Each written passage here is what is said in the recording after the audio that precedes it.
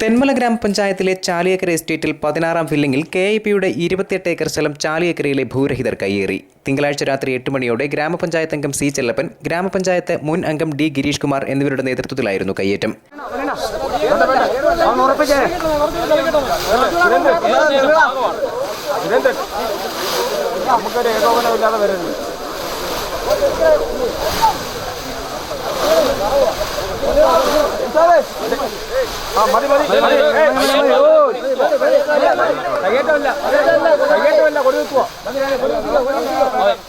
സമരത്തിന് പിന്തുണ പ്രഖ്യാപിച്ച് ജില്ലാ പഞ്ചായത്ത് അംഗം AC സഞ്ജയ് ഖാൻ, അഞ്ചൽ ബ്ലോക്ക് പഞ്ചായത്ത് അംഗം Ashokan, block panchayat vice president Muhammad Khan, KTUCB ജില്ലാ സെക്രട്ടറി വിളക്കുവട്ടം ഭദ്രൻ, ബ്ലോക്ക് പഞ്ചായത്ത് മുൻ അംഗം വെഞ്ചേമ്പ് സുരേന്ദ്രൻ എന്നിവരും രംഗത്തെത്തി. ഞങ്ങൾക്ക് തലചായ്ക്കാൻ ഇത്തിരി ഭൂമി വേണമെന്ന അവകാശവാദത്തോടു കൂടിയാണ് ഇവിടെ ഭൂമിയിൽ കുടിൽ കെട്ടി സമരം നടത്തുവാൻ തീരുമാനിച്ച് ഇറങ്ങി പുറപ്പെട്ടിട്ടുള്ളത്.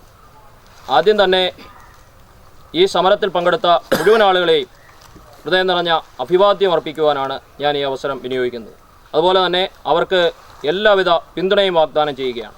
ഇപ്പോഴത്തെ ഈ സാഹചര്യത്തിൽ സർക്കാർ ഭൂമി കൊടുക്കാൻ പോകുന്ന ഈ സന്ദർഭത്തിൽ നടത്തുന്നത് ശരിയല്ല എന്നുള്ളതാണ് എൻ്റെ അഭിപ്രായം.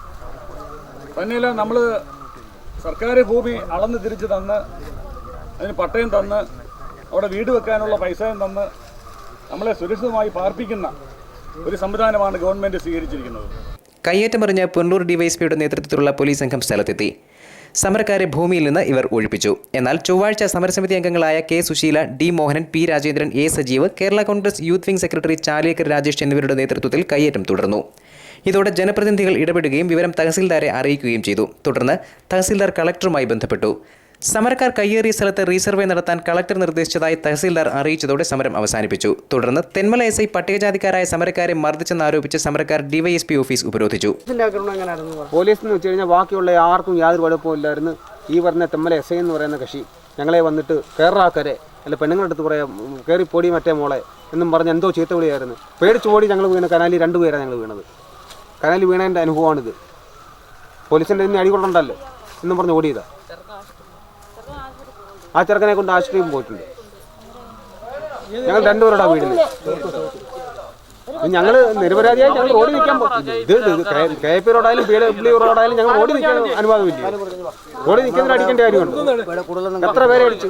ഉപരോധ സമരം ശക്തമായതിനെ തുടർന്ന് SP സ്ഥലത്തെത്തുകയും തെന്മല SIക്കെതിരെ അന്വേഷണം നടത്തി റിപ്പോർട്ട് സമർപ്പിക്കാൻ DYSPക്ക് നിർദ്ദേശം നൽകുകയും ചെയ്തു. News bureau, Punalur.